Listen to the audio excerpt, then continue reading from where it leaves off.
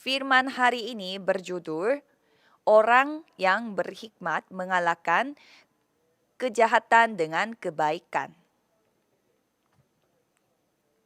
Jadi pada saat ini kita lagi membaca Roma pasal 12 dan di sana Rasul Paulus menjelaskan bagaimana caranya anak Tuhan yang sudah diselamatkan melalui firman Tuhan itu dapat menjalani hidup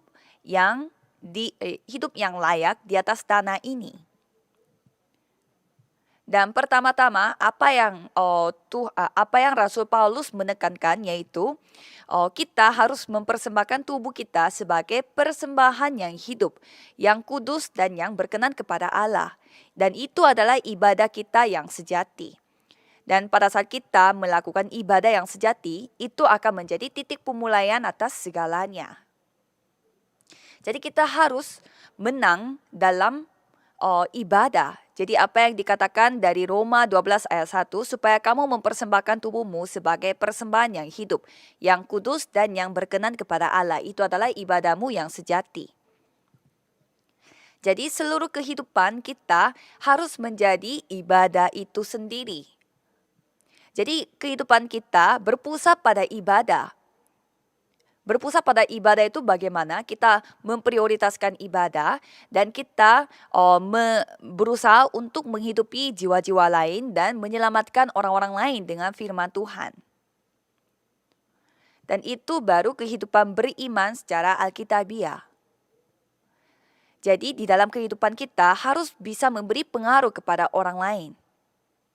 Kita harus menjadi opinion leader yang membawa opini kepada orang lain. Dan Rasul Paulus menjelaskan juga kehidupan di dalam gereja. Dan apa yang ditekankan oleh Rasul Paulus, kita harus memiliki kesadaran bahwa kita adalah satu tubuh dalam Kristus. Dan kita harus mempraktekkan itu di setiap saat. Jadi supaya kita dapat mempraktekkan hal tersebut, apa yang kita harus lakukan? Pertama-tama kita harus memulihkan hubungan manusia. Jadi banyak sekali orang yang ingin menjalankan hidup yang sukses, hidup yang berhasil. Jadi sebenarnya apa itu? Jadi apa itu apa faktor utama dari kesuksesan tersebut? Salah satu unsur utama dalam kesuksesan adalah relationship, yaitu hubungan dengan orang lain. Jadi hubungan dengan orang lain itu dapat menentukan orang itu sukses atau tidak.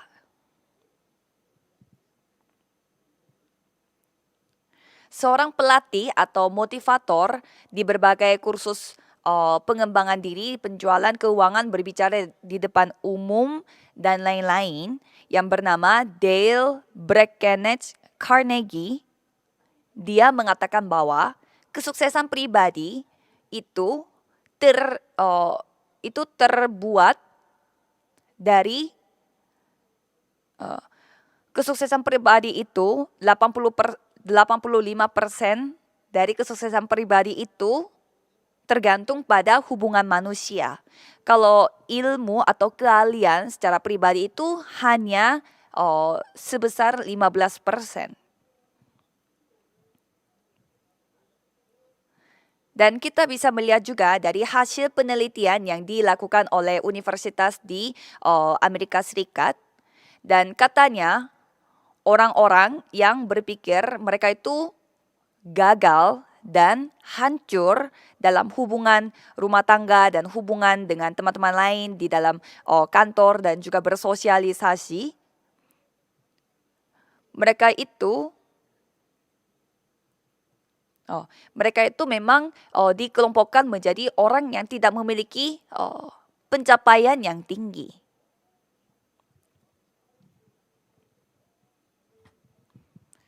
Jadi keahlian kita dalam suatu bidang atau kepintaran kita di sebuah kategori itu memang penting, tetapi yang lebih penting adalah bagaimana caranya kita berhubungan dengan orang lain.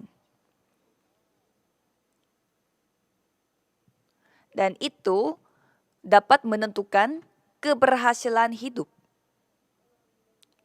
Jadi dalam kehidupan beriman kita pun ini soal hubungan kita dengan Tuhan Allah.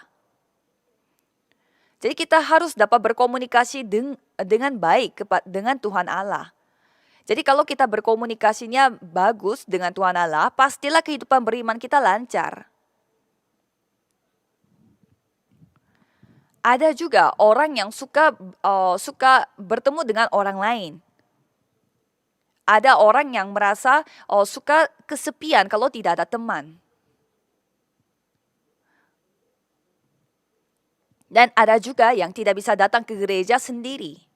Itu berarti dia gagal dalam hubungan dia bersama dengan Tuhan Allah. Tetapi lebih mementingkan hubungannya dia dengan manusia yang lain. Roma 5 ayat 10 mengatakan, sebab jikalau kita ketika masih seteru diperdamaikan dengan Allah oleh kematian anaknya, lebih-lebih kita yang sekarang telah diperdamaikan pasti akan diselamatkan oleh hidupnya. Jadi sama seperti itu, kehidupan beriman dimulai dari pemulihan hubungan kita dengan Tuhan Allah. Jadi manusia yang telah jatuh dalam dosa karena dosa yang dilakukan seperti di Kejadian pasal 3, Tuhan memberi kembali anugerah kepada manusia. Jadi itu pemulihannya bagaimana? Melalui penyaliban Yesus Kristus dan juga kebangkitan Yesus Kristus. Jadi tadinya hubungan manusia dengan Tuhan Allah itu permusuhan, tetapi telah dipulihkan kembali menjadi anak Tuhan. Jadi, kalau kita sudah dipulihkan hubungannya dengan Tuhan Allah, kita sudah dipulihkan dalam berbagai macam bidang.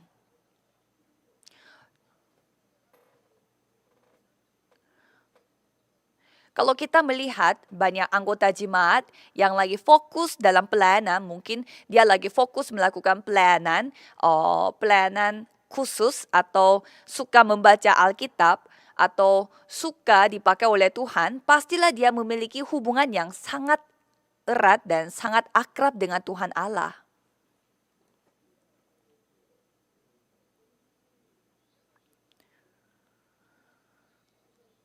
Jadi kalau kita memiliki hubungan yang baik bersama dengan Tuhan Allah, pastilah kita memiliki hubungan yang baik juga dengan orang lain.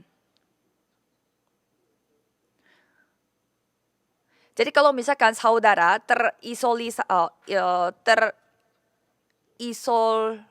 terisolasi, ya suka melakukan kehidupan beriman sendiri, tidak mau bertemu dengan teman lain, itu bersifat agama. Itu sama seperti agama Buddha di Korea, karena agama Buddha di Korea suka menyendiri di dalam pegunungan. Kalau kita harus berhubungan dengan orang lain supaya kita dapat menyampaikan kasih Kristus, anugerah Yesus kepada orang lain. Jadi bukan dengan karakter kita, bukan dengan usaha kita berhubungan dengan orang lain, tetapi kita memakai kasih Yesus Kristus kita berhubungan dengan orang lain.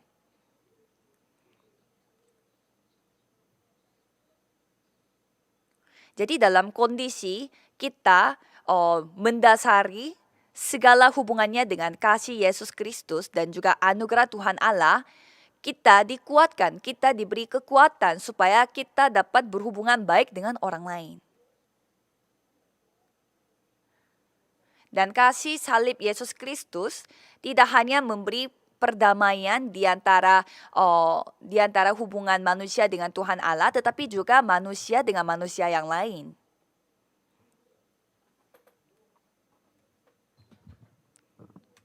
Jadi saya memberkati saudara sekalian supaya saudara bisa menjadi wadah yang besar untuk memiliki hubungan yang baik bukan hanya dengan Tuhan Allah tetapi juga manusia lain, orang-orang lain. Subjudul pertama adalah tabiat yang suka mendahului. kalau kita membaca ayat 9 sampai 10, hendaklah kasih itu jangan pura-pura, jauhilah yang jahat dan lakukanlah yang baik. Hendaklah kamu saling mengasihi sebagai saudara yang saling mendahului dalam memberi hormat. Salah satu karakter gereja adalah orang-orang yang berkumpul dari berbagai macam latar belakang. Mereka memiliki latar belakang yang berbeda-beda dan juga suku dan agama, suku dan juga latar belakang keluarga dan juga masa lalu yang berbeda-beda. Karena Tuhan Allah menciptakan manusia dengan berbeda-beda. Jadi kalau kita melihat suami istri, mereka juga saling jatuh cinta karena mereka itu tertarik dengan karakter yang berbeda. Sehingga mereka nikah. Jadi sebenarnya mereka nikah karena mereka tertarik, mereka merasa tertarik dengan karakter yang berbeda. Tetapi karena perbedaan karakter mereka jadinya cerai. Jadi sama seperti itu, perbedaan karakter itu bisa menjadi pesona satu dengan yang lain, tetapi juga menjadi alasan kita itu tidak bisa bersatu. Coba saudara melihat di luar sana, bukan hanya di dalam gereja, tetapi di seluruh dunia pun tidak ada orang yang memiliki muka yang sama. Itu karya Tuhan Allah yang luar biasa. Tidak ada satupun yang memiliki muka atau karakter yang sama. Semuanya berbeda-beda, memiliki keunikan masing-masing. Jadi semua orang yang berbeda-beda berkumpul di dalam gereja dan mereka membentuk sebuah komunitas, sebuah kesatuan. Tetapi kalau kita tidak membuka mata rohani kita dan suka menilai orang lain dengan warna kita tidak bisa menjadi bersatu. Kalau kita melihat gereja-gereja di Korea pun mereka semua terpecah belah.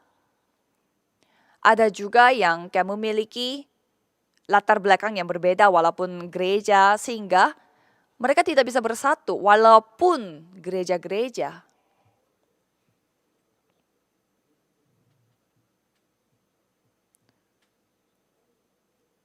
Kalau misalkan gereja memiliki warna yang terlalu tersendiri, itu akan bisa menjadi alat bagi setan supaya kita tidak bisa bertumbuh secara rohani.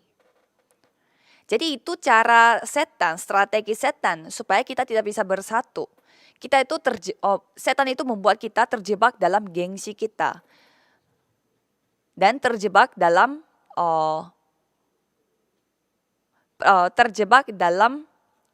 rasa yang suka mementingkan diri sendiri. Karakter yang seperti itu membuat kesatuan itu menjadi hancur.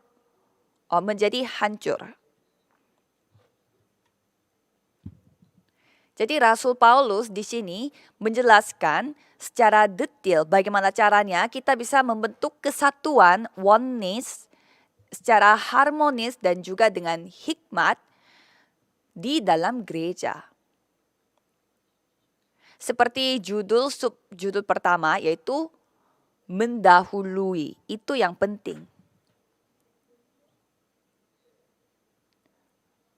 Jadi kita harus mendahului.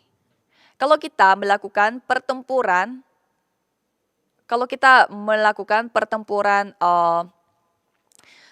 dalam hubungan khususnya pertempuran dalam suami istri, siapa yang minta maaf duluan? Siapa yang mendahului untuk membawa kedamaian?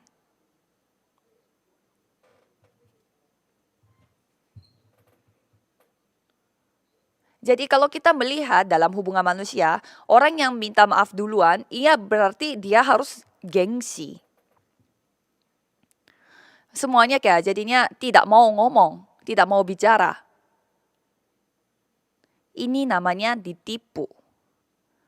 Tertipu oleh setan.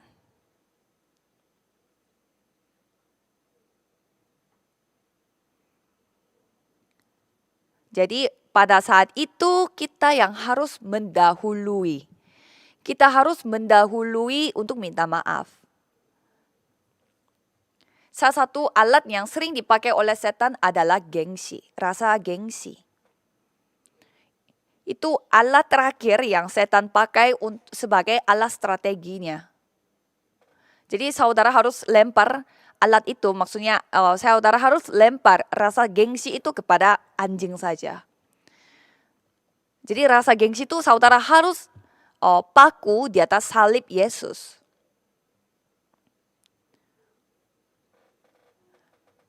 Saya juga orangnya tidak mau minta maaf duluan. Jadi setelah saya mengenal Injil, saya selalu yang mendahului untuk minta maaf. Kalau kita melihat Matius 5 ayat 23 sampai 24, di sana Yesus pun menegaskan betapa pentingnya kita memiliki tabiat Injil. Sebab itu jika engkau mempersembahkan persembahanmu di atas mezbah dan engkau teringat akan sesuatu yang ada dalam hati saudaramu terhadap engkau, tinggalkanlah persembahanmu di depan mezbah itu dan pergilah berdamai dahulu dengan saudaramu, lalu kembali untuk mempersembahkan persembahanmu itu. Dan inilah hak khusus. Dan inilah hak khusus yang Tuhan kasih kepada anak-anak Tuhan.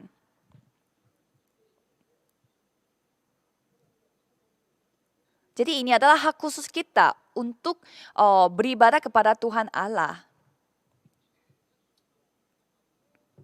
Jadi dengan kuasa yang datang dari penyaliban Yesus Kristus dan kebangkitannya, kita menerima hak khusus di mana kita memiliki hubungan yang sudah dipulihkan dengan Tuhan Allah.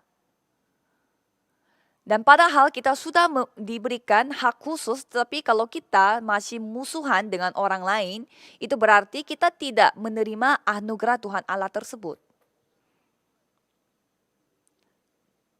Jadi Tuhan Allah pun,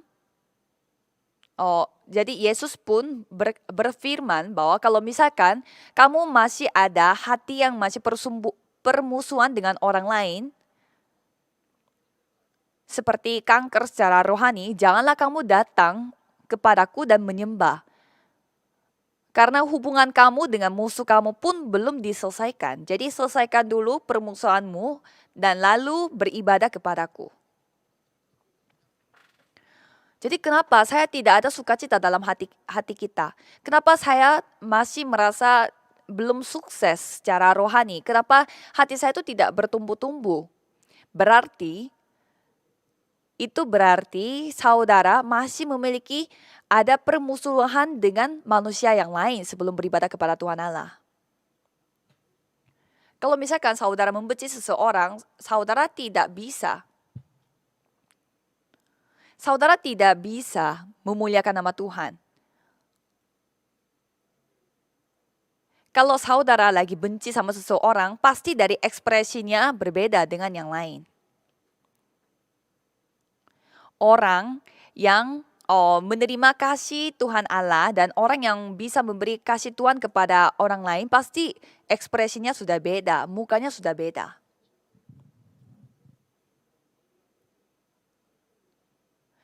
Itu sama seperti kolesterol. Mengapa kita harus mengurangi kolesterol? Karena kolesterol ini dapat mengumpat saraf-saraf tubuh kita. Sehingga sehingga tidak bisa terjadi sirkulasi darah dengan lancar. Jadi janganlah kebencian saudara seperti yang bagai kolesterol mengumpat pertumbuhan rohani saudara.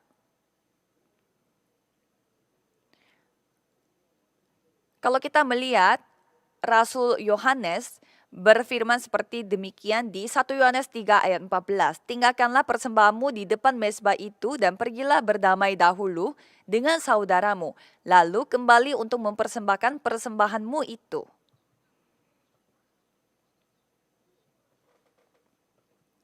Jadi kalau misalkan saudara masih memiliki permusuhan dengan musuh saudara, Coba saudara bertanya kembali apakah saudara sudah diselamatkan atau tidak. Jadi pikiran saudara dan kesimpulan saudara belum tentu itu benar.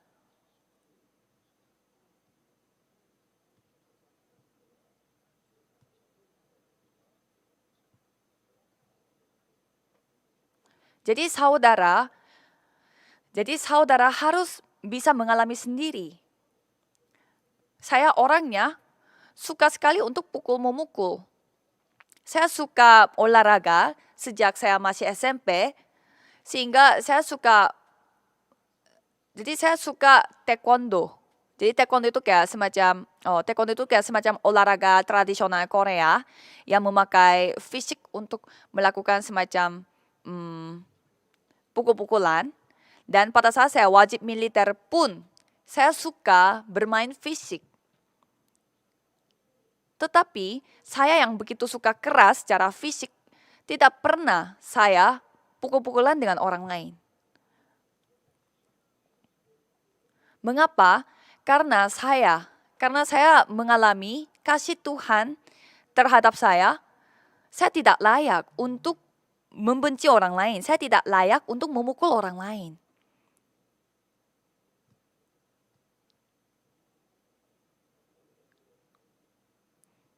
Oleh karena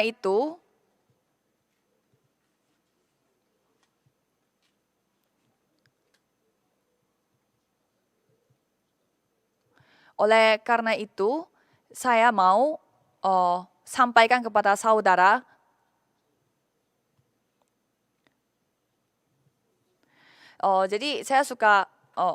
jadi saya pernah mengalami pada masa lalu, pada saat saya masih seorang penatua, belum menjadi hamba Tuhan, belum dipanggil oleh Tuhan, dan saya melayani departemen untuk pemuda-pemudi. Dan pada saat itu saya begitu semangat untuk melayani Tuhan Allah. Jadi saya benar-benar memakai semua waktu saya dan semua kegiatan saya itu fokus kepada pelayanan muda-mudi. Tetapi pada saat itu ada orang yang berbicara kepada saya. Oh, kamu ini orangnya fokus banget untuk melayani muda-mudi, itu kamu nantinya kamu sifat-sifat yang seperti ini tidak bisa kami percaya, karena dulunya tadi ada seorang penipu, kelihatannya rajin banget melayani, tetapi ternyata dia menjadi penipu. Jadi saya dicap sebagai calon penipu pada saat saya fokus melayani muda-mudi. Kalau misalkan saya merasa gengsi dan saya marah-marah sendiri karena saya bukan seperti itu, ya pasti itu karena saya tidak memiliki kasih karunia Tuhan. Jadi saya tidak marah dan saya tidak ngambek atau saya tidak gengsi. Mengapa? Karena Tuhan tahu hati murni saya. Kalau misalkan saudara dipancing dengan kata-kata yang aneh atau kata-kata kebohongan dari orang lain, itu karena saudara masih ada sedikit persentase di mana itu benar. Jadi kalau saudara benar-benar murni, kalau maksud saudara itu benar-benar baik di hadapan Tuhan, tidak akan saudara kepancing dengan kata-kata kebohongan seperti itu. Jadi maksudnya apa? Intinya, saya sendiri bisa ngalamin kalau kasih karunia turun di atas saya, itu dapat mengubah karakter saya sampai sebegini. Oleh karena itu saudara pun dapat mendahului, mengambil langkah, mengambil perbuatan yang baik kepada orang lain. Kalau tidak ada kasih Tuhan Allah, dan kalau kasih Tuhan dapat mengubah segalanya. Ada seorang teolog yang begitu terkenal secara dunia yang bernama Wayne Grudem, dan ia mengatakan mengenai kasih seperti ini. Tempat yang tidak ada kasih itu akan membuat orang lain mencurigai akan sesuatu, walaupun satu kata atau satu kalimat. Dan itu akan memperanak perselisihan dan juga salah paham. Tetapi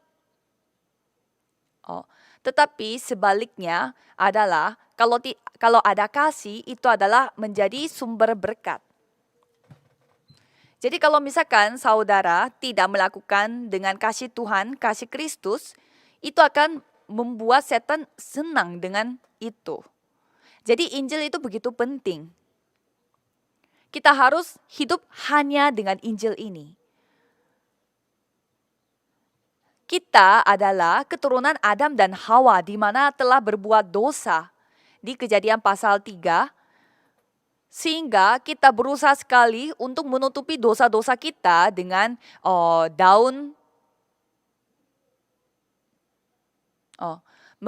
memakai daun-daunan. Tetapi di Kejadian pasal 3 ayat 9, Tuhan memanggil manusia itu dan berfirman, "Di manakah engkau?" Dan di sana Adam menjawabnya seperti apa? "Ketika aku mendengar bahwa engkau ada dalam taman ini, aku menjadi takut karena aku telanjang, sebab itu aku bersembunyi."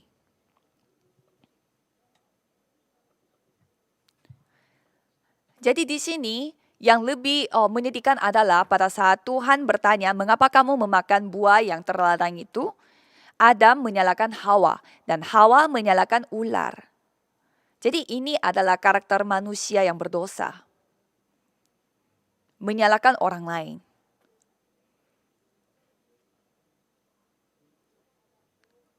Tetapi bagi manusia yang seperti itu, Tuhan memberi baju kulit binatang, di mana itu adalah simbol dari darah penyaliban Yesus Kristus. Jadi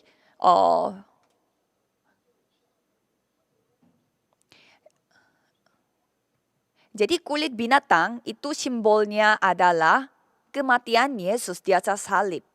Jadi di kulit binatang itu pasti ada darah-darahnya. Jadi itu seperti darahnya Yesus.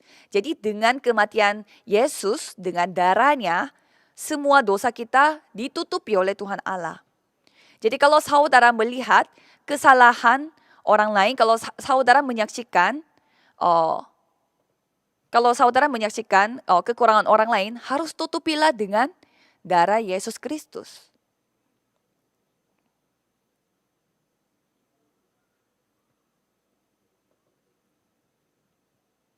Jadi kita hidup dengan Injil. Itu maksudnya apa? Kita hidup dengan kasih Tuhan Allah. Jadi pada saat kita saling menutupi dosa dengan yang lain, itu sudah salah satu dampak dari kehidupan yang hidup dengan kasih karunia Tuhan. Jadi mari kita mendahului untuk mendekati orang itu dan menutupi kesalahan orang itu. Kedua adalah tabiat suka mendampingi. Kalau kita membaca ayat 14, "Berkatilah siapa yang menganiaya kamu, berkatilah dan jangan mengutuk. Bersukacitalah dengan orang yang bersukacita dan menangislah dengan orang yang menangis."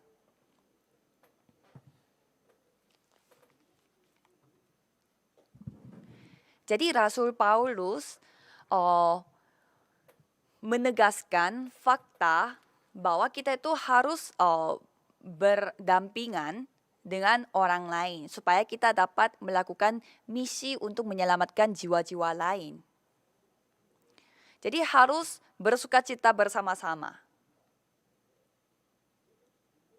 Kalau misalkan soal kesakitan atau penderitaan, kita gampang untuk mendampinginya. Jadi kalau kita melihat orang nangis, kita jadinya suka menangis juga. Tetapi kalau soal sukacita, kita susah sekali untuk bersama-sama bersukacita. Apalagi di dalam Korea Selatan ada pepatah yang mengatakan bahwa jika sepupu kita beli tanah, kita yang sakit perut. Jadi maksudnya bagaimana? Pada saat sepupu kita beli tanah, kita seharusnya bersukacita dan mengucapkan selamat kepada dia, tetapi tidak bisa. Mengapa? Karena Kejadian pasal 3, kita berpusat pada diri kita. Jadi, pemilik atas kehidupan kita itu diri kita sendiri. Tetapi kita harus mengubah pemilik kita, Tuhan atas kehidupan kita, bukannya diri kita tetapi Kristus. Jadi kita harus menikmati jawaban yang dapat menikmati rahasia perjanjian darah ini.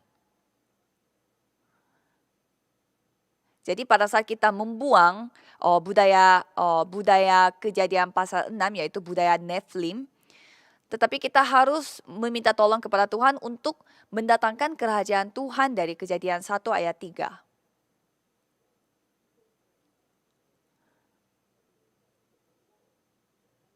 Jadi melalui diri kita, Tuhan akan berkarya dan kerajaan Tuhan datang kepada kita. Dan itu adalah kita membuang budaya Babel dari Kejadian pasal 11 dan menerima tabiat Roh Kudus dari Kejadian pasal 1 ayat 8. Jadi kehidupan yang berpusat pada 3 hal dan kita harus melakukannya dengan hanya 3K. Dan dengan dengan budaya 3 hari raya ini, kita harus menjalani kehidupan kita yang bukan berpusat pada diri kita, tetapi berpusat pada Tuhan Allah.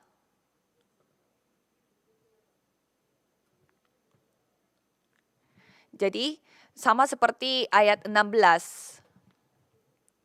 Jadi seperti ayat 16, kita harus melakukan perkara-perkara yang sederhana. Dan tidak membalas kejahatan dengan kejahatan, tetapi lakukan apa yang baik bagi semua orang. Dan pada ayat terakhir 21, kalahkanlah kejahatan dengan kebaikan. Jadi kalau kita melihat perjanjian lama, di sana ada ayat yang mengatakan bahwa kita harus membalas mata dengan mata, gigi dengan gigi. Tetapi pada perjanjian baru, kita sudah selesai semua masalahnya melalui Yesus. Oleh karena itu kita harus membalasnya dengan kebaikan. Jadi itulah kemampuannya Injil. With Immanuel dan oneness. With itu kebersamaan, Immanuel itu kebersamaan kita dengan Tuhan Allah, dan oneness, kesatuan para anggota jemaat gereja. Jadi pada saat kita bersama-sama, kita dapat mampu melakukan segalanya. Kekuatan yang datang dari Tuhan Allah, karakter yang datang dari Tuhan Allah, maka kita dapat mengasihi musuh kita.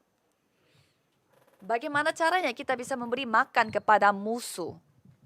Musuh seharusnya mati di depan mata kita.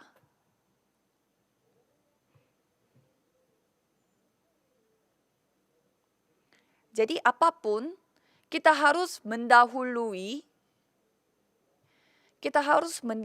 diri kita.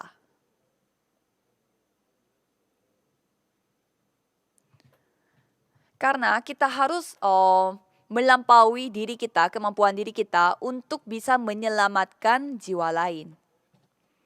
Kalau kita tidak melampaui diri kita, tidak bisa berbuah.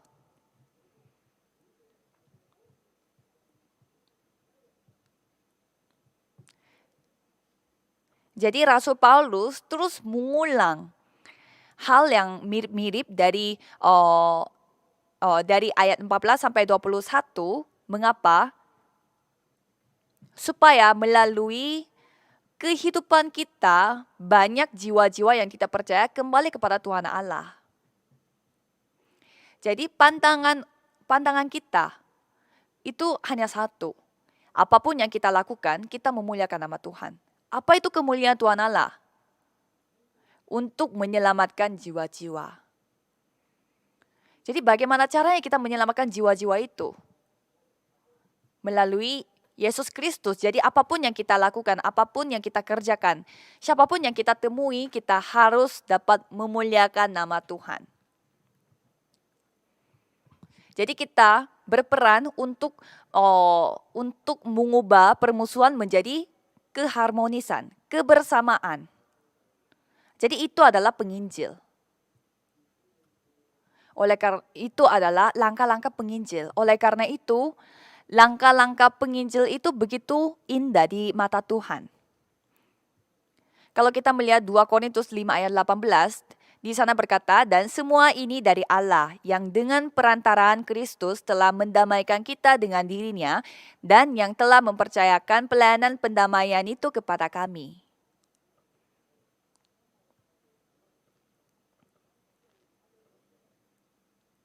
Jadi kita adalah makhluk yang telah menerima jabatan dari Tuhan Allah untuk membawa keharmonisan kepada orang lain. Oleh karena itu kita harus memiliki tabiat yang kebersamaan. Kita suka berpisah. Kita suka terpisah. Seperti Korea Selatan dan Korea Utara. Coba saudara membayangkan kita itu seperti kayu-kayu untuk membuat sebuah api.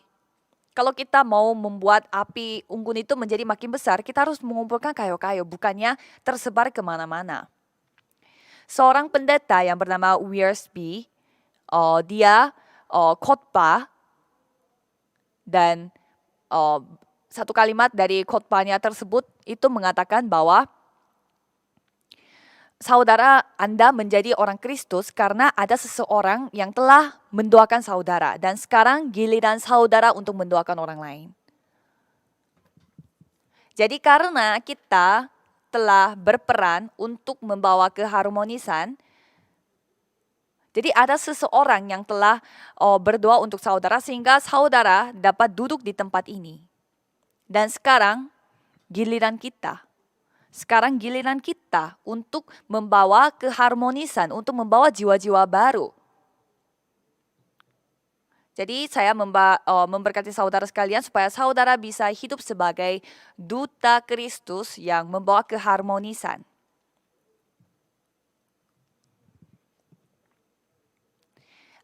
Di dalam bidang agama ada yang namanya penghargaan Templeton.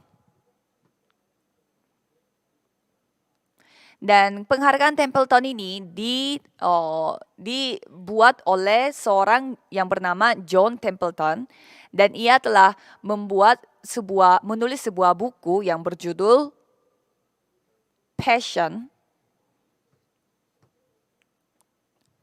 Dan di sana di sana ia menjelaskan beberapa unsur-unsur untuk menjalankan kehidupan dan itu total 120-an dan di sana ia menegaskan dari buku tersebut kita semuanya memiliki passion, yaitu kesemangatan. Semangat untuk melakukan sesuatu. Karena passion itu akan membawa sebuah perubahan dan itu akan menjadi titik perubahan. Kalau dulu saya orangnya suka pendiam. Dan saya tidak begitu. Jadi saya sendiri dulu orangnya suka diam dan tidak mau maju kalau di depan banyak orang. Tetapi setelah saya mengenal Injil dengan baik, setelah saya memegang firman Tuhan, saya menyadari bahwa ada passion di dalam hati saya. Jadi passion ini mendorong saya untuk semangat melakukan pelayanan, semangat untuk berperan, semangat untuk melakukan tugas dari Tuhan Allah. Jadi kalau kita melihat passion, dari kata passion dalam bahasa Korea itu namanya 열정. Dan 열정 itu terdiri dari kata yang memiliki api di dalam hati. Jadi apakah saudara memiliki api terhadap penginjilan? Apakah saudara masih memiliki hati yang berapi-api untuk menyelamatkan jiwa lain? Ada pertanyaan yang begitu menjadi tren di antara orang-orang yang beriman, yaitu are you still burning? Apakah saudara masih memiliki api yang berapi-api? Jadi saya berharap api yang ada di dalam hati saudara itu berapi-api pada hari ini. Mulai hari ini. Api untuk menyelamatkan jiwa-jiwa. Api untuk semangat menjalankan tugasnya. Api untuk menyatukan orang lain. Dan juga saya memberkati saudara sekalian supaya saudara bisa menjadi peacemaker, di mana pembuat kedamaian untuk membawa banyak jiwa-jiwa percaya kepada Tuhan Allah. Mari kita berdoa. Tuhan, tolong berikanlah kami tabiat yang suka mendahului orang lain, yaitu mendahului untuk mendekati orang lain dan menyelamatkan orang lain. Dalam nama Tuhan Yesus Kristus kami berdoa. Amin.